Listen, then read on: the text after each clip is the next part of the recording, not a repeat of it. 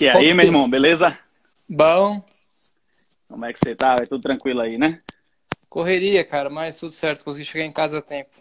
Pô, graças a Deus, né? Meu irmão, primeiramente queria agradecer, né? Uma honra você ter aceitado aí esse convite e poder aqui ter um dos maiores especialistas do tema para poder falar pra gente, né? Pô, satisfação muito grande. Cara, eu que agradeço, né? A gente não se conhece pessoalmente, mas a balística nos une. Tive a felicidade de encontrar muita gente boa nesse país aí, que já considero amigos antes mesmo de conhecer pessoalmente. E estamos na luta aí para disseminar um pouco de conhecimento técnico, tentar tirar alguma dúvida ou outra, mas é uma matéria bem complexa, né? A balística é interminável, é infinita. Então a gente está Verdade, né? sempre estudando, sempre aprendendo uma coisa nova ou outra. Não me considero o maior especialista, não. Tem muita gente boa no Brasil aí, mas a gente está tentando contribuir. Essa é a ideia, é, é só agregar o debate. Realmente, e é, como você falou, é importante e é complexo mesmo. E eu falo isso por experiência própria, nessa busca, assim, eu já reproduzi muita merda aí sobre balística, num passado até recente. Então, eu acho que é fundamental que a gente se mantenha atualizado, busque referências, busque discussões. E isso é meio que novo, né? Por incrível que pareça, é meio que novo no Brasil. E eu acho que você está sendo importante aí nessa discussão. Então, para a gente Agradeço. começar, eu acho que a maioria da galera já lhe conhece, mas queria que você se apresentasse aí e falasse um pouco sobre você. Meu nome é João, eu sou delegado de polícia em Santa Catarina há 10 anos. Eu leciono a cadeira de balística e tiro policial na Academia de Polícia desde 2013. Sou IAT credenciado pela PF também. Atualmente estou aqui no Ministério da Justiça, mobilizado temporariamente. Tive a oportunidade de lançar o meu livro aqui esse ano, que é o Balística para Profissionais do Direito. Para quem quiser, está à disposição aí na Amazon, Clube de Inclusive, Autores. tô com o Seu meu marido, exemplar muito aí. bom. Vou faço questão de autografar, hein, Calas? Pô, show de Faço questão bola. de Inclusive, autografar. o meu é edição rara aí, que foi aquela primeira tiragem que veio Foi, sem um sem o índice. sumário. Uhum. É Agora está item de corrigido já. colecionador. É item de Exato. colecionador aí. Mas deixa eu te contar uma, cara, que eu fiquei muito feliz ontem. Eu fui no COT da Polícia Federal para levar um equipamento lá. E eu cheguei na sala dos snipers e tava o meu livro em cima da mesa, cara. Que um Porra. dos snipers estava. Falei, caramba, cara, não esperava que ia ter essa repercussão a ponto de um sniper do COT estar lendo meu livro. É claro que ele é mais direcionado para o público do direito, né, para quem lida com armas de fogo do ponto de vista de direito penal, principalmente, delegados, juízes, promotores, policiais, advogados, defensores, mas fiquei extremamente feliz de estar tendo essa boa repercussão aí no meio mais especializado, principalmente aí do COD, que é nosso grupo de referência aí do Brasil, um dos melhores, mais bem treinados grupos de operações aí do nosso país. Então, fiquei muito feliz ontem. E uma galera também está mandando feedback positivo. E também eu estou totalmente aberto ao debate. Eu costumo dizer que balística não é uma matéria fechada. A gente está sempre discutindo e evoluindo, mais ou menos com nenhum direito. Tem coisas que são opções doutrinárias, que não necessariamente significa que um está certo, outro está errado. Então, se alguém tiver o meu livro aí, quiser contribuir, mandar alguma dúvida, sugestão ou crítica, pode mandar um e-mail para balisticacritica@gmail.com, que eu criei especificamente para isso. Ou me Boa, chama no padrão. direct ali do Instagram, manda uma mensagem, sinal de fumaça, qualquer coisa. Inclusive, várias coisas eu já alterei no livro por sugestões dos leitores aí. Ah, faltou uma vírgula aqui, sobrou uma crase ali, coisa assim. Também a gente lê e relê, mas sempre passa uma coisa ou outra. Então, a gente tá evoluindo e essa é a ideia. Porra, padrão. E vem cá, mas sua história com relação à arma de fogo começou quando você entrou na polícia ou você já tinha esse interesse pelo tema antes mesmo de se tornar policial? Não, cara, eu dei meu primeiro tiro com 10 anos. E, Porra. e desde então eu comecei a gostar desse mundo de armas de fogo. Comecei de fato a estudar armas de fogo com 14 ou 15 anos. Já se vão 20 anos de caminhada aí, comprando livro, comprando revista, Eu tive a oportunidade de fazer curso de inglês, ou seja, eu consegui ler a doutrina americana, que é a base, né, da balística. E quando eu tinha 14 anos também, eu decidi que eu ia ser delegado de polícia. Então eu sabia que Porra. ia ser uma coisa que ia me acompanhar o resto da minha vida. Então me dediquei e estamos aí. Tive a honra de coordenar a cadeira de balística da Cadepol, até vim aqui para Brasília, com muita honra. Para você ter ideia, o Alan também trabalha lá com a gente, né, que escreveu o livro dele sobre mitos de armas de Tá, fogo, que é outra referência. tá aqui também.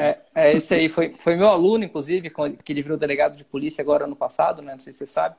Virou delegado, Porra, então padrão. tive a honra de dar aula pro Alan no ano passado, que também é uma grande referência aí da parte de, principalmente mitos, né, da balística terminal, que tanto nos assola, que vai ser talvez o assunto principal dessa palestra que eu vou ter a honra de dar para o Ministério Público do Sergipe aí, na Pô, semana vai que ser vem. uma Até excelente oportunidade, velho. te agradeço mais uma vez por essa oportunidade, porque é justamente para isso que eu escrevi meu livro, que o Alan escreveu meu livro, porque se eu conseguir tirar da cabeça de um promotor de justiça que um disparo é suficiente, que existe stopping power, que a pessoa voa para trás tomando tiro, talvez lá na frente isso salve um policial de uma condenação, salve um policial de ir para o júri, um guarda municipal, só porque muitos operadores do direito ainda acreditam nesse tipo de mito, e é muito, muito grave para uma pessoa que vai depender de uma decisão dessa autoridade em relação à sua liberdade e à sua vida. Verdade. Então, era justamente o que eu ia lhe perguntar com relação à questão do Stop Power, né? Você considera que esse mito ele está superado no Brasil? Porque às vezes a gente entende que a gente está meio que numa bolha, né? A gente discute muito sobre esse tema, está em grupo ali de balística, na realidade, os Instagram de treinamento, tarará. E às vezes a gente pensa que é uma coisa que está batida já, que não tem o que discutir, e vez ou outra a gente vem se surpreendendo com notícias, com situações faladas pela imprensa, pelo judiciário e até pelos próprios policiais, que parece que tem muito trabalho aí pela frente. O que é que você acha disso, né? Eu vou te dizer, Calaça, que isso vai demorar muito tempo ainda para ser superado de uma forma ampla no Brasil, apesar de que esteja praticamente superado do ponto de vista técnico, porque já se demonstrou cientificamente, com cálculo, com teste, com uma série de coisas, que poder de parada não existe, mas na média da população, não só dos CACs, por exemplo, de quem tem uma arma em casa, ou mesmo dos policiais, civis, militares, enfim, guardas municipais, ainda o Stop Power permeia as suas mentes, infelizmente. Eu fiz uma live há pouco tempo atrás com o Samuel Coach, não sei se tu conseguiu assistir, mas o Samuel Coach, ele deixou no canal dele um vídeo para que as pessoas pudessem mandar perguntas. E nesse vídeo foram mais de 200 perguntas, praticamente vão jogar 210 perguntas, e algo em torno aí de 40%, 50% dessas perguntas foi sobre poder de parada. Ah, porque o 45 só precisa um tiro. Ah, porque o 9 só fura e não tem poder de parada, blá, blá, blá, blá, blá. E foi basicamente 1 hora de live só falando disso. Então, a nossa luta é árdua, bem longa ainda. Até a gente está ombreando aí contigo, com o Humberto Wendling, que está ali também, com o Doc Verdade, Manilha, tá aí de olho. um abraço pro Wendling, com o Doc, com o João Bosco, com o Perito Barros, com toda essa galera, principalmente que está no InfoArmas, né? Já aproveito para deixar aí o link do infoarmas.com.br, que tem artigos meus, artigos teus, artigos do Doc, enfim, Barros, toda essa galera. Paulo Bedran, cara, faz esse trabalho excepcional. É excepcional no Instagram. O Bedran, se pegar só o Instagram dele e uma aula. Copiar, botar no papel, vira um livro. Cara, eu vou te falar que aquela pós-graduação tá pesada, hein, cara. O Bedran vai ser meu aluno, para tu ter ideia. O Bedran, Paulo Gaspar, o Luiz Gaspar, o Doc, sabe? O Humberto Wendling, tá todo mundo nessa pós e tá bem legal. Então, quando eu não estiver sendo aluno, os caras são tão de peso no Brasil, cara, que a gente conseguiu lá com a universidade. Enquanto eu não estiver dando aula, eu vou estar fazendo aula como aluno, porque não poderia perder a chance de ter aula aí com Paulo Bedran, Doc, toda essa galera aí que é sensacional. Então, para quem puder no futuro fazer essa pós de balística aplicada ao direito, eu recomendo. Não tem vagas ainda, as 2 turmas fecharam em menos de 24 horas. Eu soube que tem dezenas já de pessoas na lista de espera, mas quem puder ligar lá na faculdade, me manda um direct, que eu mando o telefone para deixar o nome na lista de espera. pode ligar até o Romulo aí, que dá aula comigo também, grande irmão, grande parceiro, também está fazendo como aluno. Uma galera da Cadepol também que dá aula comigo, Michel, o Maranhão, a Laís, todo o pessoal lá, o Paulo Zucon, o Daniel Zucon, todo mundo fazendo essa aposta muito legal. Um abraço para todo mundo aí do módulo da Cadepol, tamo junto. Cara, e até para você ter noção dessa questão mesmo do mito do Stop Power, o quanto ele tem força ainda, não falha. Toda vez que circula algum vídeo mostrando o confronto armado, em que o agressor recebe múltiplos disparos e não para e continua combatendo, a primeira coisa que surge, sempre vai ter aquele comentário. Ah, foi 9mm. Ah, era 380. Ah, se fosse .40. Ah, se fosse .45. E parece um negacionismo da realidade mesmo, porque, inclusive, a gente tem vídeo desse tipo com tiro de fuzil, com tiro de 5,56, com tiro de 7,62, com tiro de .308, disparo na cabeça, mas continua, são as mesmas perguntas, as mesmas intervenções. É o que eu chamo de balística do caos, né, Calaça, que até tá no meu livro e vai fazer parte da nossa live hoje. A balística do caos, que se você não tem como prever nem como aquela pessoa vai se comportar tomando tiro, nem como aquele projétil vai se comportar quando estiver no corpo daquela pessoa. Pode acontecer de tudo, inclusive quando o pessoal fala mas se fosse 45 derrubava com um tiro. Aí eu conto o caso do Timothy Grimes, né, que deu 14 tiros no cara, incluindo 2 pulmões e o coração, e o cara continuou atirando nele com 2 pistolas e só foi incapacitado com 3 tiros na cabeça, de 45 ACP. Então, se a pessoa vê um estudo de caso desse e não se convence que o poder de parada não existe, sabe, ela tá fechando os olhos, tá dando uma de avestruz, colocando a cabeça na terra, fingindo que não vê. Não é isso é tão perigoso, porque assim, são vários vídeos também que a gente analisa, em que o policial, por exemplo, num confronto armado, ele efetua os disparos dele, ele tem até tempo para analisar a cena, às vezes ele não é diretamente a vítima, mas ele faz uma intervenção ali, tanto de folga, e quando ele faz a intervenção, ele efetua os disparos, por exemplo, sem cobertura, sem abrigo nenhum. Muitas vezes eu acredito que por trás disso esteja esse entendimento de que, não, eu vou efetuar um disparo e vai acabar esse confronto. Vou resolver. Então ele não está preparado, a mente dele não tem esse background para entender que com um disparo pode ser que não acabe, pode ser que acabe. Então isso é muito perigoso para os operadores, né? Com certeza, ainda mais quando essa bobagem de stopping power é usada tanto por empresas para vender mais munição, por alguns, talvez não mal intencionados instrutores no YouTube, mas que acabam falando coisas que não são verdade, talvez por estarem um pouco desatualizados, usando dados aí de muitos anos atrás que já se demonstraram falsos. Então a nossa luta é inglória. Até ontem, antes de ontem, circulou a Bangu aí no nosso WhatsApp, aquele combatente lá de Minas Gerais, falando que aquele fuzil de ferrolho lá, primeiro ele falou que passa a velocidade da luz, que é uma coisa, né, que Einstein deve ter se retorcido no seu túmulo, e imagina um projétil que alcança 300 mil quilômetros por segundo, né? Pare. Coitado do guerreiro, não tem nem noção do que ele está falando.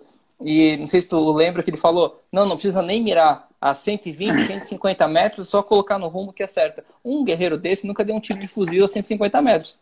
Teleguiado. Teleguiado, exatamente. Tem um radar ali dentro do projétil, coisa que o valha. Então, só que isso vai para a imprensa, é um policial falando, né? A pessoa uma autoridade, que é leiga, né? Exato, a pessoa que é leiga, ela vai tomar aquilo como verdade. Invariavelmente vai tomar como verdade, mais ou menos com aquele argumento de autoridade. Não, se o cara tá ali, tá fardado, o cara é um policial, e fala que o projeto tem a velocidade da luz, então tem a velocidade da luz. Então, como é que você explica? Como é que você explica quando numa ocorrência a 10 metros o policial erra um disparo por 30, 40 centímetros e o disparo, sei lá, pega em um inocente, aí você vai tentar explicar o que é a situação de atuar sob estresse, o que é utilizar arma de fogo, e aí fica bem, a gente acaba se complicando, né? O próprio policial acaba se complicando. Com certeza, né? E também um outro problema do Brasil é que não tem estatísticas. As nossas estatísticas de confrontos armados são ou inexistentes ou falhas. Enfim, nunca vi um estudo mais abrangente, mais técnico, mais científico sobre confrontos armados. A gente não sabe hoje, a grosso modo, se a maioria é a 3, a 5 ou a 10 metros, não sabe quantos disparos foram efetuados, se eram um ou mais policiais envolvidos, se era de dia ou se era de noite, ou que hora do dia ou da noite. Enfim, a gente tem essa falta de estatística e a gente tem que confiar na estatística americana, mas a gente sabe que tem que ser visto... Quase sempre a gente recorre aos dados de lá, né? Mas não é a nossa realidade, né? Talvez não se aplique totalmente para cá, mas uma coisa que é muito chamativo nessa estatística é que o policial americano ele erra algo em torno de 80%, né? Sendo bonzinho, 80% dos seus disparos. Lembrando que o policial americano, na maioria dos departamentos, ele é formado... Eu falei com um amigo meu que é diretor de uma academia de polícia no Texas. Lá o aluno ele se forma com 1.800 disparos. 1.800. Que academia no Brasil se forma com 1.800 disparos? Nenhuma. Sabe quando... Hoje em dia eu acho que só talvez PRF e PF, né? Que hoje em dia tenha uma quantidade de disparos aí nessa na nossa realidade de polícia civil militar estadual é impraticável. Um agente do FBI, o Calaça, não sei se tu sabe, mas ele se forma com mais de 20 mil disparos, cara. 20 mil disparos em 6 meses de academia, sabe? Isso é uma coisa séria, uma coisa de país de gente séria. E outra, eles têm o chamado Qualify, até tive a oportunidade de fazer um Qualify lá na polícia do Texas, que esse meu amigo é policial lá, que eles têm que fazer prova de pistola e prova de fuzil a cada 6 meses. E lá, como o vínculo não é propriamente de cargo público, é mais um vínculo parecido com um vínculo de empresa aqui no Brasil, um vínculo seletista, basicamente, se o policial não passar, alguns departamentos vão dar uma outra oportunidade, uma repescagem, digamos assim, e se ele não passar, ele pode ir para a rua, sabe? Ele pode ser demitido do departamento. Então é uma coisa séria. O Wendley falando aí que MPF atualmente 1.100 disparos, e um cadete aí da PMBA, né, falando que atualmente na Bahia são 1.800 disparos. Agora, essa turma na Bahia, eu tenho certeza que assim, é um ponto fora da curva. Talvez, não sei, gestão atual, alguma mudança aí de mentalidade, mas eu formei na Bahia com infinitamente menos disparos. Então, que eu formei bom com que 210, essa mudança. 210 tiros na minha academia.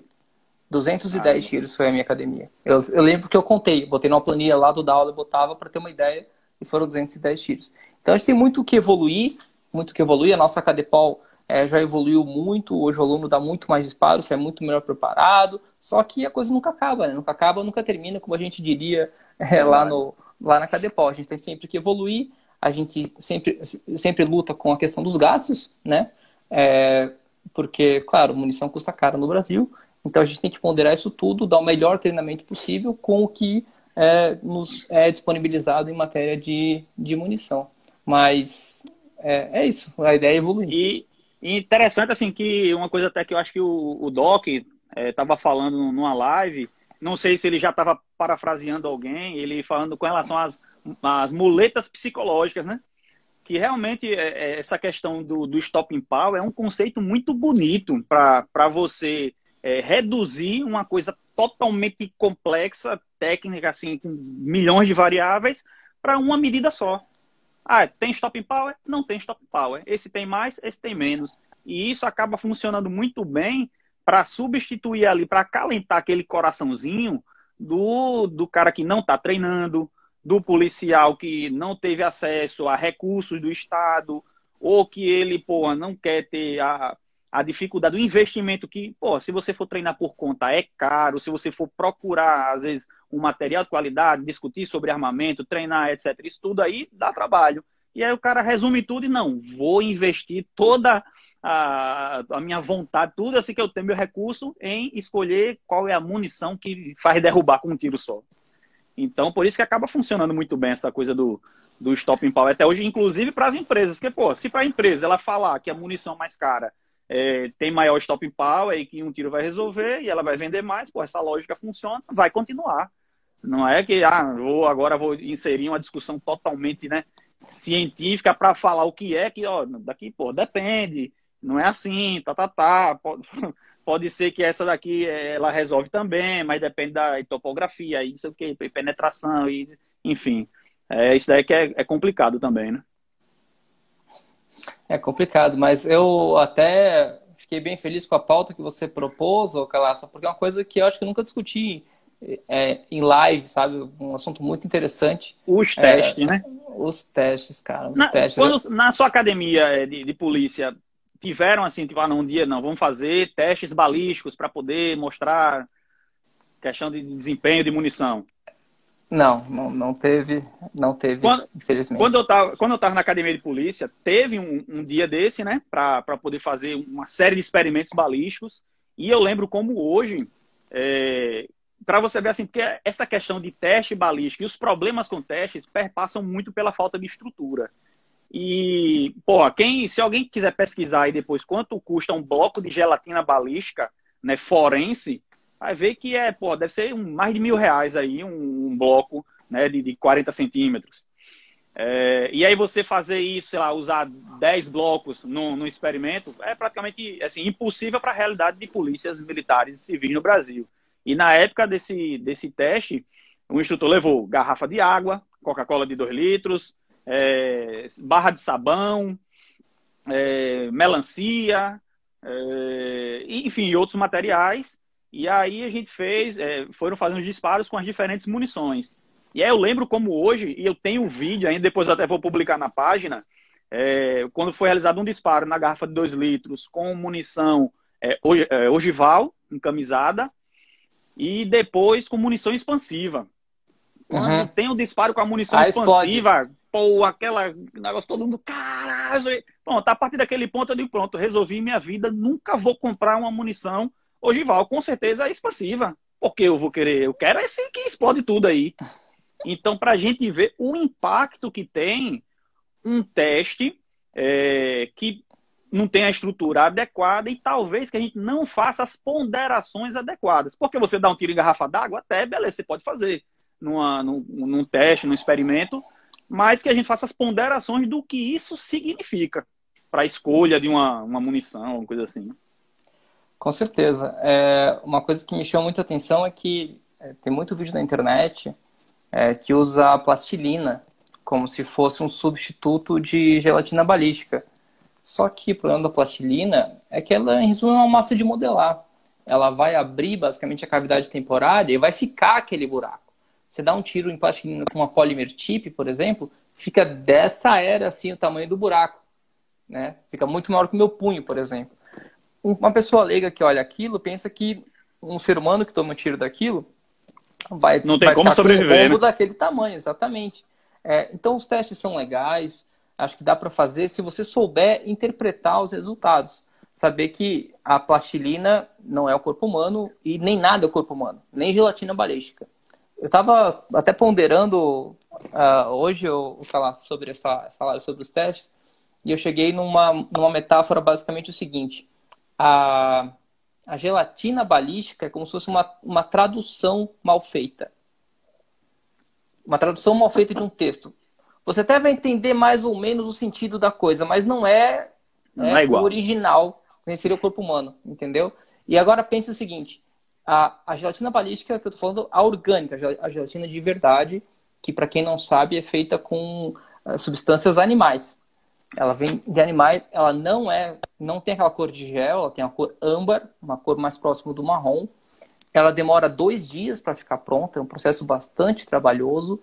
Ela tem que ter uma temperatura medida muito, muito de perto, tanto na hora que for misturado o preparo ali com a água até o momento do disparo. Você não tem uma janela de oportunidade muito grande para efetuar esses disparos, ela é muito suscetível às variações de temperatura. Você tem que calibrar ela corretamente, né? Se usa geralmente uma bibina, uma carabina de ar comprimido com a velocidade X para calibrar se ela está a 10%, que é o padrão que o FBI usa, para então você conseguir simular uma coisa que é feita com base na densidade, na consistência de tecidos suínos. Suínos, sabe? Não é nem tecidos, partes moles de um suíno, não é nem para um corpo humano, porque o suíno é próximo ao corpo humano. Sim, mas não é um corpo humano. Então você já está simulando o simulador. E aí tem o Clear Ballistics, sendo o gel claro, ele é um simulador do simulador do simulador. É que nem traduções. Cada vez que você traduzir... E a garrafa d'água? Não, eu não vou nem falar de garrafa, balão de água, melancia, né? Não tem cabimento. Porque é claro que, se você olhar uma HIP, por exemplo, num balão de água, você vai achar que aquilo vai liquefazer a pessoa. Eu sabe? vi um teste da HIP tipo uma plastilina da vida, assim, e realmente você olha, pô, é um buraco muito grande. Quando você vê na gelatina balística, já é totalmente o oposto. Você vê um negócio que para com 5 dedos de gelatina e fragmenta, e Só que o que eu não estava parece pensando efetividade. também, ô Calaço, o problema é, primeiro, se a gente quer fazer uma coisa científica, ou o mais próximo possível disso, um dos elementos principais do conhecimento científico é que ele pode ser repetido. Aquele ensaio pode ser repetido por um outro pesquisador. Vamos supor que você lançou a munição X, que você me afirma que ela penetra 15 polegadas em gelatina balística, depois de passar vidro automotivo, e que ela expande a 80% do seu diâmetro. Eu tenho que conseguir pegar aquelas variáveis e testar por conta própria. Um outro pesquisador tem que ser capaz de repetir aquele teste para ser algo próximo do conhecimento científico. Não pode ser um ensaio feito às escuras ou o que a gente chama de evidência anedótica. Porque aconteceu uma vez, eu ouvi uma história, geralmente uma história contada por alguém. Deixa eu dar um exemplo claro de evidência anedótica. Tem gente que foi curada por aquele curandeiro lá de Goiás que está preso por abuso sexual. Não tem? Eu fui curado. Eu tinha câncer, ele botou a mão na minha cabeça e eu fui curado. Isso é repetível? Eu posso provar isso? Eu posso demonstrar cientificamente? Não. Então é evidência anedótica. Tem muito relato de comportamento balístico que é evidência anedótica. Que uma vez o cara pegou e tomou um tiro no ombro e foi incapacitado imediatamente. Isso é evidência anedótica. E eu costumo falar que a gente tem esse problema com relação aos relatos, né, de balística terminal, da diferença do que é a regra e o que é a exceção. Uhum. Estabelecer uma exceção é muito fácil, porque se eu tenho uma regra que diz que o disparo de ponto 40 ele vai incapacitar na hora. Se eu tenho um caso só em que o disparo de ponto 40 não incapacitou, você já tem a exceção, você já quebrou essa regra. Agora, para você construir uma regra, né, você generalizar algo a ponto de dizer, isso daqui acontece desse jeito. Aí é como você falou, os relatos balísticos dificilmente vão ser suficientes porque variam muito em condições. Agora, o Exato. experimento em laboratório controlado, com descritivo de todas as características, ajudam a gente a estabelecer talvez uma regra ou um princípio aí norteador, né, de eficiência. O ideal é que a gente tivesse, por exemplo, 1.000 voluntários que topassem tomar tiro em centro de massa.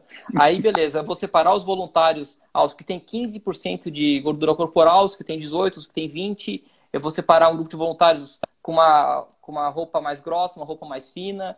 E mesmo assim, ainda não seria muito científico, porque meu espaço amostral teria que ser muito maior. E outra, por exemplo, a densidade óssea de uma pessoa jovem é diferente da densidade óssea de uma pessoa mais velha. A diferença de composição corporal, de massa muscular ou gordura, varia muito, de elasticidade de pele, enfim, são tantos fatores que você nunca vai chegar num estudo que seja próximo o suficiente para dizer que no corpo humano aquela munição é melhor ou pior, uma é melhor ou pior que a outra. Ô, João, Pode falar. e você acha que essa dificuldade de estabelecer esses parâmetros é uma coisa histórica? Porque assim, talvez até isso tenha dado espaço aos estudos lá do Marshall com relação ao Stopping Power? É uma dificuldade histórica. Compilar dados é muito difícil, até porque a maioria desses dados tem um acesso mais restrito. E se você parar para pensar desde Thomson e Lagarde, durante todo o século XX, foi dado tiro em cabra, foi dado tiro em cavalo, foi dado tiro em cachorro, foi dado tiro em cadáver pendurado para tentar medir esse poder de parada, sabe? Tem os testes lá de Estrasburgo, que foram centenas de cabras alpinas lá, e hoje é desacreditado como uma fraude com dados fabricados. Então, claro, essa falta de uma evidência científica mais robusta, com certeza contribui para a disseminação desses mitos, com certeza. Pode falar. E você acha que em alguns testes desses, que o pessoal veicula aí no YouTube, ou então empresas que promovem, que a gente tem acesso, você acha que alguns deles acabam confundindo mais do que informando? Acho. Talvez o único teste que seria mais razoavelmente aceito do ponto de vista científico, seria o protocolo do FBI, que ele tem como base a gelatina balística, que é de uma difícil obtenção, e até os meios mais simuladores de gelatina balística, que não é gelatina orgânica, são difíceis. Então, para fazer o protocolo do FBI inteiro, são dezenas de blocos que a gente tem que usar, porque a gelatina de verdade, a cada vez que você usa, ela fica mais escura, fica pior de se lidar. Basicamente, você pode usar 3 vezes aquele bloco antes de ter que começar do zero. Ter que E o refazer... protocolo do FBI, ele consta assim, de quantos testes? Como é que é isso daí? São diversos ensaios, né? Ele começa com a gelatina nua, depois ele vai para tecido grosso, depois tem vidro automotivo, tem plywood, né? Que é como uma espécie de compensado de madeira, tem drywall, tem sheet metal, né? Que é para você simular a porta de um carro. São várias etapas, acho que são 8 etapas por aí, e depois você vai medir a penetração, você vai tabular esses dados conforme uma fórmula matemática que ela tem mais ou menos os seguintes padrões. 70% da nota daquele projétil é de penetração, 20% é de expansão e 10% de retenção de massa. Então, vai ser uma munição considerada ótima, aquela que penetre entre 12 e 18 polegadas, de preferência mais próximo de 15 polegadas, que é o que é chamado de sweet spot, ou ponto doce, entre aspas, que ela se expanda e que ela retenha a sua massa. Tudo que a HIP não faz. Então, a nota da HIP é horrorosa nesse teste, porque, enfim, munições de armas curtas que se fragmentam, se dividem, geralmente não tem aspectos positivos na questão da incapacitação. É muito ruim. Quanto mais massa ela conseguir reter, é melhor. Tem munições que separam a jaqueta em núcleo, munições que fragmentam, tem munições que não passam no mínimo de penetração, tem munições que hiperpenetram, principalmente se você pegar o teste com padrão de tecido grosso, vários modelos entopem a ponta oca, né, chamado Cogni Hollow Point, e ele penetra mais até do que uma munição ogival. Então, todos esses argumentos, eu não uso ogival porque vai transfixar a pessoa e acertar o inocente. Tá, mas você sabe que munição ponta oca entope e penetra tanto como munição ogival, dependendo do tipo de modelo, que ela não se comporta de forma adequada. O que a gente tem que fazer, Calaça, é colocar os pingos nos is. O que eu costumo dizer. Se aquela munição ela se comporta de uma forma uniforme, padronizada, previsível, num meio que é padronizado, ela tende a se comportar bem. Ou seja, o que é se comportar bem? É penetrar o suficiente, expandir, no caso de munições de ponta oca, e reter massa no corpo humano. Eu posso prever que uma munição vai fazer isso? Ela fez a gelatina. Ela tem certeza que ela vai fazer no corpo humano, num confronto armado? Logicamente que não. Logicamente que não. A gente tem aquele caso da Pensilvânia, não sei se tu deve ter tido acesso já, que o marginal tomou N disparos, tanto de pistola quanto de fuzil, e a munição era a Speer Gold Dot, que é uma munição excelente, até já foi usada pela FBI e tem excelentes padrões no teste. E várias delas não se expandiram nada. Nada no corpo humano, mas as gelatinas expandiram. Então, o que eu tenho a dizer com isso tudo? Se a munição não se comporta bem no meio padronizado, é muito baixa a chance que ela vai ter um comportamento adequado no meio totalmente imprevisível, como é o corpo humano, que vai variar de pessoa para pessoa. Eu acho que isso é a questão mais complicada, né? De a gente buscar essa consistência e essa previsibilidade para o que vai ocorrer no disparo. Porque até na discussão a respeito, por exemplo, da expansiva e da ogival, que se a expansiva se comportasse sempre da mesma forma, e aí a gente vai ter diferenças de qualidade de fabricantes, seria o ideal, porque você tem um calibre que, ele sai do cano da arma com um diâmetro menor, ou seja, você tem uma questão toda de carga propelente ali, de recuo que vai ser causado, etc. E ele vai se transformar num calibre maior dentro do corpo. A ideia é muito boa. Só que quando você vai ter que admitir o fato de que uma hora ela pode expandir de um jeito, outra ela pode expandir de outro jeito, uma hora ela pode começar... Não expandir. Não expandir, ou se fragmentar toda, ou então ela tem uma trajetória totalmente errática. Então, isso começa a você pensar, né, se é o ideal você estar com essa munição. E sempre vai ter alguém que vai ter algum relato em que a munição expansiva se comportou de forma perfeita. O disparo pegou em tecidos que eram muito moles, não teve barreiras intermediárias, sei lá, munição nova, enfim. E ela se comportou perfeitamente e aí foi ideal. E você vai ter situações, N situações, em que não serviu de nada, como tem relatos da munição não atravessar o vidro do carro, de não passar o vidro do carro. Então, é uma problemática assim que eu acho que a gente tem que buscar essa previsibilidade, essa consistência, e é muito difícil que a gente consiga isso com um teste só, né? Um tiro na garrafa d'água, um tiro na plastilina, ou mesmo um tiro na gelatina. Um tiro de sabão. Às vezes as pessoas não levam em consideração, por exemplo, pega o Gunshot Wounds, né? Até alguém perguntou, que livro que eu gosto de ler sobre balística terminal, por exemplo. Pega o Gunshot Wounds, do Vincent de Maio, né? O que ele coloca aqui no cadáver, ele fez centenas de autópsias no cadáver, o tipo de lesão num tiro de 9x19, 40 SW e 45 ACP é idêntico, assim como são idênticos os tiros de ponta oca ou ponta ogival.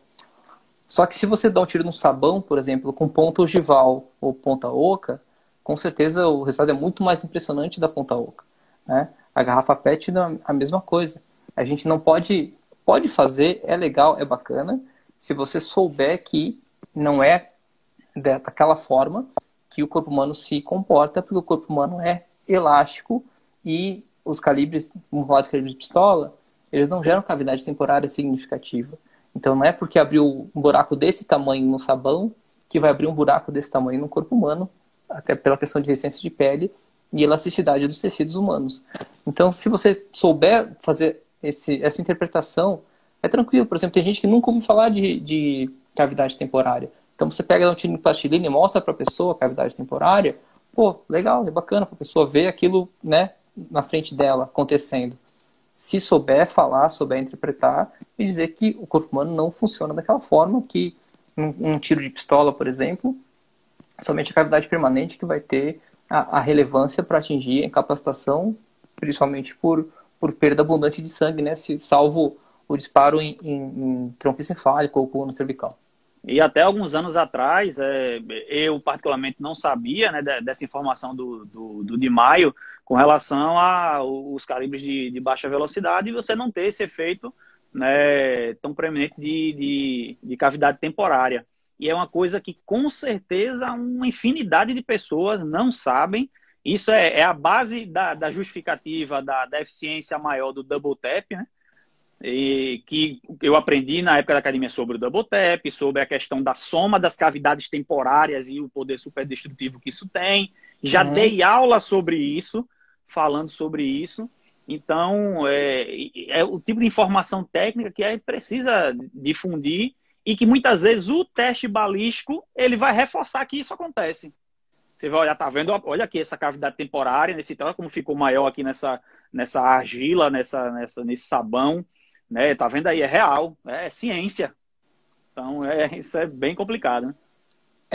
É complicado. E até tem, por exemplo, o Paul Harrell faz lá o meat target, né, o alvo de carne, para testar as munições e já ouvi de pessoa, não, mas o Paul Harrell faz o meat target e, enfim, o calibre X é melhor que o calibre Y. Primeiro, que você não é porco, você é humano, as densidades podem ser parecidas, mas são diferentes. O teu osso é osso humano, né? Osso de porco, que ele bota a costela suína na frente. Você tem pulmões, você não tem um saco de laranja dentro do seu peito. E daí por diante, você fazer o teste é legal, demonstrar, expandiu, outro não expandiu, blá, blá, blá, mas com fim de entretenimento, sabe? Se aquilo fosse científico, o FBI, por exemplo, faria os testes de munição deles em meat target, né? Fariam igual.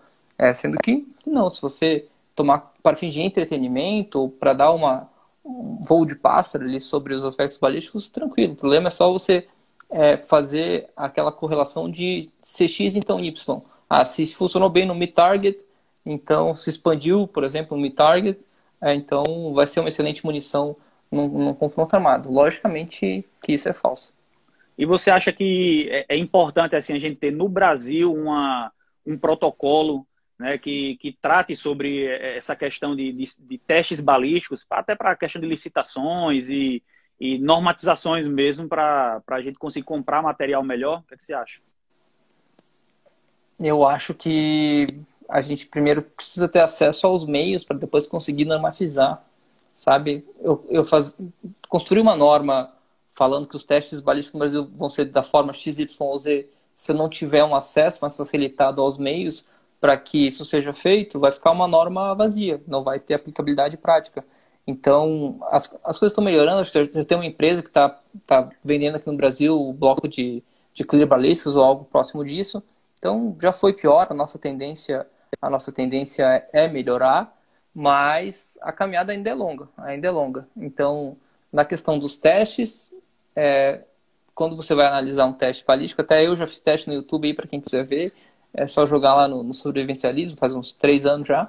Então, a gente fez lá com argila, com um pedaço de costela, enfim.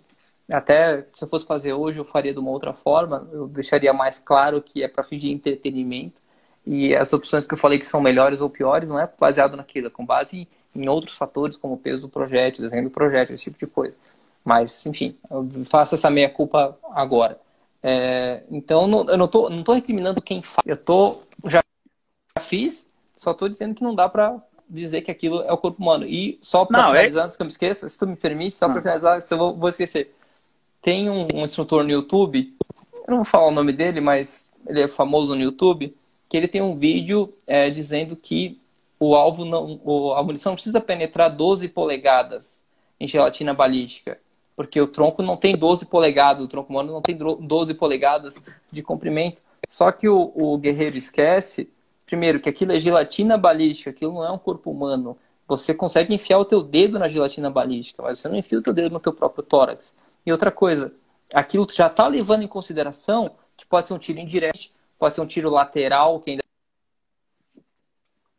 tenha que penetrar mais. O cara pode tomar um tiro no braço, que aquilo tem que passar o braço para depois acertar o tórax. O cara pode estar atrás de um vidro que vai dificultar a penetração da munição. Tem toda a questão de roupa. Aí ele pega um manequim, uma régua, e mede o tronco do manequim e fala que não precisa penetrar tanto, a penetração não é importante, porque o manequim não tem 12 polegadas de tronco. Então, ele pegou uma parte do teste, que é em gelatina, tentou passar para o corpo humano com um argumento totalmente falho.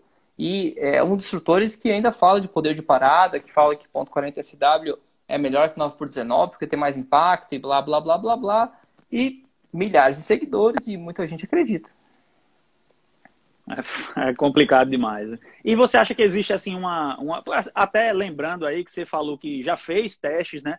Assim, mais simples do ponto de vista de investimento material, e eu também já fiz, inclusive a gente fez aqui em Sergipe 2 vezes eventos de simpósio de balística terminal, e no primeiro evento, inclusive, a proposta, a gente até falou sobre isso lá, que não era fazer um teste científico, mas sim promover repertório para o operador. Mas como assim repertório?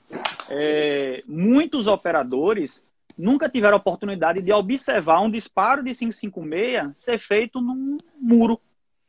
Então, muita gente acredita que, não, o calibre 5,56 é fuzil, não pode ser utilizado em ambiente urbano porque vai atravessar 5 casas e matar o inocente.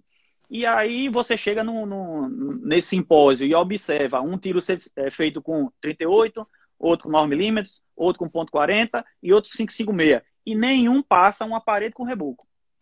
E aí o cara olha assim, todo mundo, quando vê, ficou, nossa, será que o fuzil tá quebrado, a munição é ruim? O cara, não, é isso aí. Pô.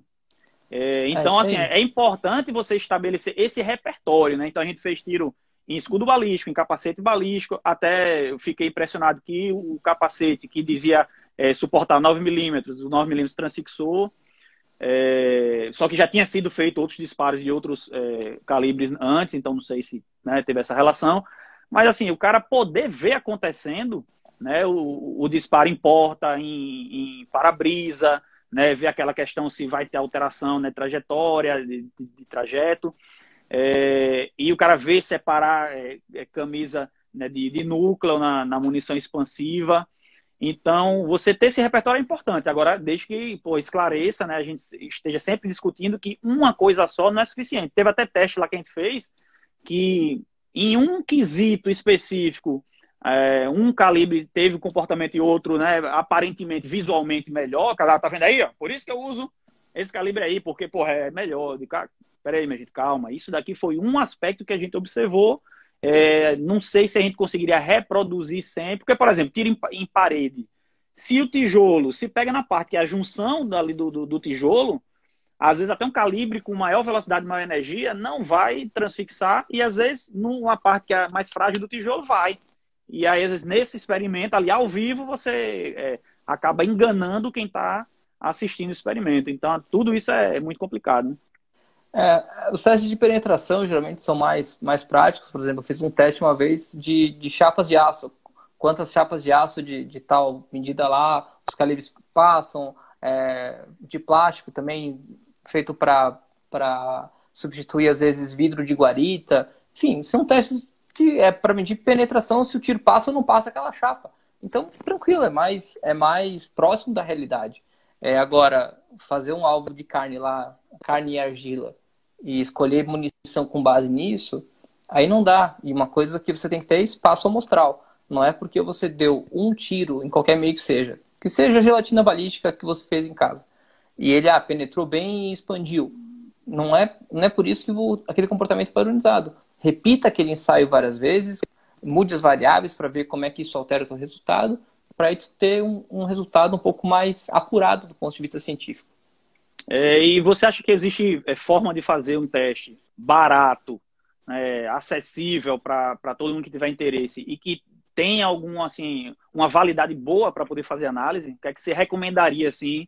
Dissesse, não, para fazer um disparo num material barato, mas que dê para ter alguma noção. O que é que você acha? E agora? No Brasil eu não vejo, cara, porque dá para usar plastilina, dá, mas os comportamentos são muito diferentes, né? O meio é muito diferente se você pegar um meio biológico. Então, dá para medir penetração em plastilina? Até dá, mas daí o teu resultado vai ser justamente aquilo. Que em plastilina, o calibre X, configuração tal, penetrou mais do que o calibre Y, configuração Y. Enfim, não vejo um meio que substitua ainda a gelatina balística, né? Do ponto de vista mais científico, que possa ser repetitivo e outra coisa, que seja amplamente aceito pelo mundo, né? No simpósio aqui, na verdade, no segundo simpósio eu não estava presente, né? Fui fazer o curso, inclusive, lá no COT, né? De tiro de precisão, e participei da organização, e o pessoal no dia bancou lá o evento. E o pessoal fez as gelatinas, né, em casa, uma guerra para conseguir fazer os blocos de gelatina, e dava errado, e vazava, e colocavam na geladeira, depois tirava o negócio, amolecia, uma putaria. E acabou até, inclusive, sendo caro, por mais que utilizasse materiais alternativos, mas ainda ficou caro para poder fazer, né? E assim, você não tem uma coisa, como você falou, que seja reproduzível. Então, quando o cara falou, penetrou quanto na gelatina? Eu digo, bicho, não dá nem para usar esse parâmetro, porque eu não sei qual a calibração da gelatina. Exatamente. A galera tentou fazer a mesma receita, mas assim, será que essa receita que eles fizeram aqui vai ser feita amanhã ou em outro estado? Então não dá para comparar. Talvez no dia, entre um disparo e outro na mesma gelatina, você faça alguma comparação. Então é isso que é importante a gente falar sobre essas limitações do teste, né? Exatamente, até alguém perguntou no chat ali, hoje o pessoal tá impossível no chat aí, só tá mandando piada e sacanagem. Você não aguenta, vai falar, você começa a dar risada aí. Não tem como, cara. Até um abraço pessoal da Cadepol que tá online aí, pessoal de Caçador, e um abraço para todo mundo. Mas enfim, o Guerreiro perguntou por que não se usa cadáver. Hoje tem uma coisa muito forte que se chama ética de pesquisa. Não se libera mais cadáver humano para fazer esse tipo de coisa, até porque o resultado não vai ser muito próximo do ser humano. Tem toda a questão de pressão sanguínea, densidade dos tecidos que muda com a morte, o tempo de morte vai variar muito, enfim, não tem validade científica adequada para que isso seja viável com toda a discussão sobre ética na pesquisa. O que eu posso falar para vocês, eu não posso dar detalhes ainda, é que estamos trabalhando para isso. Eu estou com um projeto aí que vai levar uns anos, mas espero que dê certo. Tudo pode dar errado ainda, mas espero que dê certo, e assim que eu puder eu divulgo de forma mais veemente. Algumas perguntas aí que a galera tá mandando, então aí da o pessoal da Real Action, lá da Paraíba, né? Considerações sobre tiro em argila e gelatina caseira. Eu acho que foi o que a gente acabou de comentar aqui, né? Sobre essas dificuldades de você ter o mesmo procedimento, a questão da argila que ela mostra, né, a cavidade temporária de uma maneira que não acontece na realidade, então gera essa ilusão, né? Apesar de que, dependendo do tecido, onde for pegar, pode até apresentar essa cavidade, mas que muito provavelmente vai ser retornada e não vai apresentar lesão. Não é isso no tecido? Se você tomar o teste em plastilina, massa de modelar, se você levar aquilo a sério, você vai achar que o que vale é cavidade temporária. Você jamais vai usar um projétil ogival, porque na plastilina faz muita diferença se é ogival ou ponta oca. Então, não usaria, a não ser para fins de entretenimento, enfim, para mostrar para um aluno, enfim, daquele jeito que a gente conversou, mas não é próximo da realidade. Uma pergunta aí do instrutor aí, o Bruce, perguntando se a bonded de 147 grains, 9 milímetros, seria ideal para todos os cenários.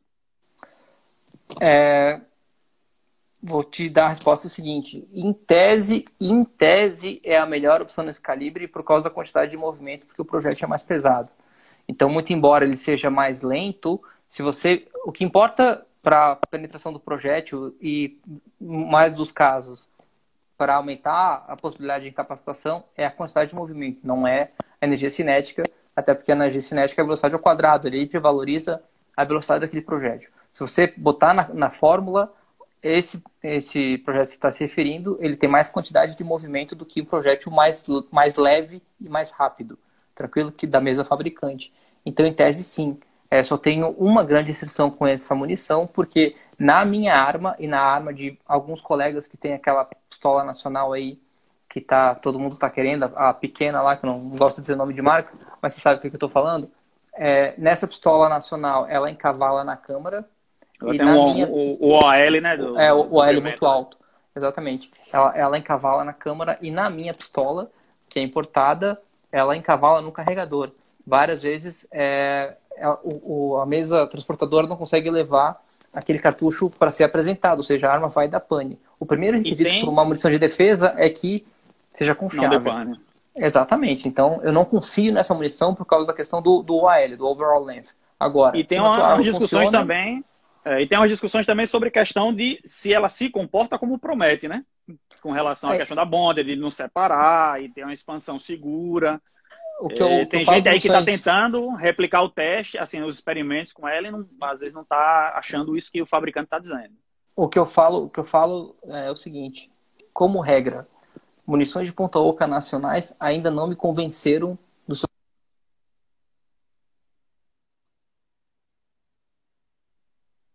E o áudio deu uma parada aí. Eu não tô ouvindo, não. A galera também não tá ouvindo aí ou sou só eu que... agora voltou. Voltou? Melhorou?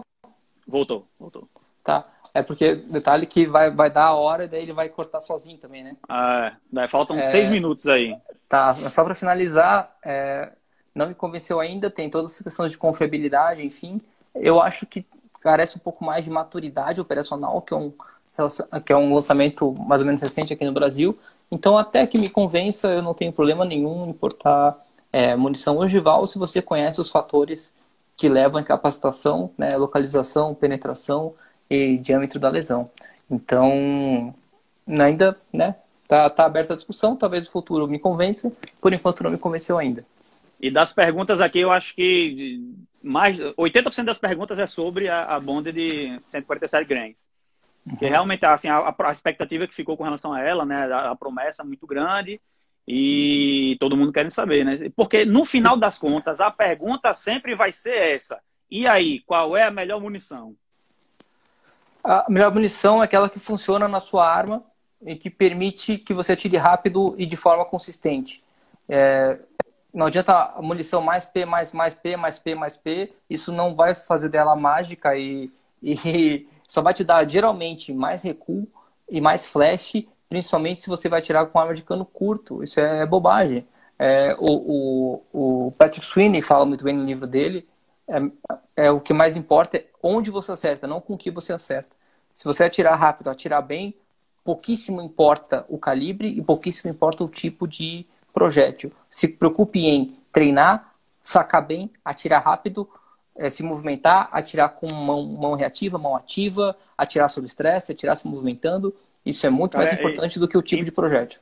Super importante isso aí que você falou. Eu vou relatar uma experiência que eu tive lá em Portugal, no curso contra terrorismo, que a gente treina o tempo todo com pistola Glock G19, né?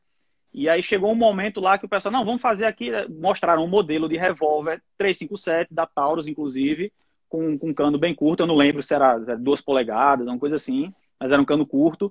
E aí, não, vamos fazer disparos com ele, né?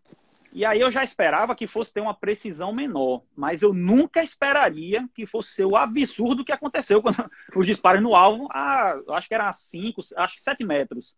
E aí eu olhei assim, eu digo, caramba, que absurdo. Imagine numa situação sob estresse. E fiquei pensando, imagine quem acha que comprou 357, porque essa é a melhor munição do universo, é o maior stopping power do mundo, um tiro e resolve tudo. O que vai acontecer numa reação armada, né, desse indivíduo, muitas vezes que não treina, o que vai acontecer, né? Uma coisa que eu reparei na instrução também, Calaça, é que quando o aluno sabe que aquela munição é mais forte, como no caso do 357 Magnum, ele aumenta a tendência de antecipar o disparo e afundar a arma no momento do tiro. Não sei se você já reparou isso. Isso é bem comum de acontecer. Mas já que a gente tem só 2 minutos para acabar a live, vamos o pessoal começar a despedida aí. Primeiro, só responde aí, beleza. As indicações bibliográficas, né? Começando em português, tem o meu livro que eu já mostrei, tem o livro do Luiz Gaspar, Anotações da Doutrina Policial, volume 2, Balística, excelente, principalmente na parte de balística externa. O livro do João Bosco Silvino Júnior, tá aí. Balística aplicada aos locais de crime. O que mais que tem? Claro, sigam Paulo Bedran. Os livros do Humberto Wendling também, sensacionais, com toda a parte de preparação do confronto armado, a parte psicológica, como se comportar, enfim, excelente. Tudo que o Wendling publica eu assino embaixo, porque realmente ele é muito competente. Rapidamente, falando se você consegue ler em inglês, eu gosto do Gunshot Wounds, Vincent de Maio. De balística terminal talvez seja o melhor. Tem um livro razoável aqui, que é o Understanding Ballistics, do Felipe Massaro. Para quem gosta de munições, eu gosto muito de munições especificamente. O nosso glorioso Cartridge of the World, também tem muitos calibres legais, que é legal de conhecer. Enfim, tem outro ali, Amanho Ballistics, mas esses são os principais. É claro, o livro do Alain, né, que tá ali na estante, você já mostrou aí, que é o Armas de Fogo e Legítima Defesa, a Desconstrução de 8 mitos. Sensacional, super recomendado. Aproveitar, Calaça, para te dar mais uma vez obrigado pela oportunidade, e estamos juntos semana que vem na palestra para o Ministério Público do Estado do Sergipe. Vai ser uma grande honra também. Um abraço para todo mundo que participou da live, meus colegas instrutores aí, meu colega Daniel Reis aqui do MJ, pessoal de Caçador, Santa Catarina, todo mundo que está vendo a nossa live aí. E é isso. Meu irmão, eu queria também, velho, agradecer que você aceitou aí esse convite. Realmente é um assunto que precisa ser muito discutido. Eu fico muito feliz de ver que hoje a gente tem autores, né, brasileiros sobre o assunto. Até poucos anos a gente tinha uma referência só. Então, isso é muito interessante. Agradecer todo mundo que acompanhou aí a live, informar também que eu vou colocar, vai ficar gravada, né, aqui no Instagram, vou colocar no YouTube, vou transformar em podcast também, para colocar no Spotify e outras plataformas. E o assunto não se esgota, né, e que a galera continue aí comentando, mandando dúvidas, e no outro momento a gente retorna aí para outros pontos da conversa. Então, faltando aí 10 segundos para acabar a live, meu irmão, muito obrigado. Valeu mesmo, galera. Obrigadão, valeu, todo mundo rapaziada. aí. Força e honra aí, pessoal. Até Tamo mais. junto. Tudo bom. Um abraço. Tchau.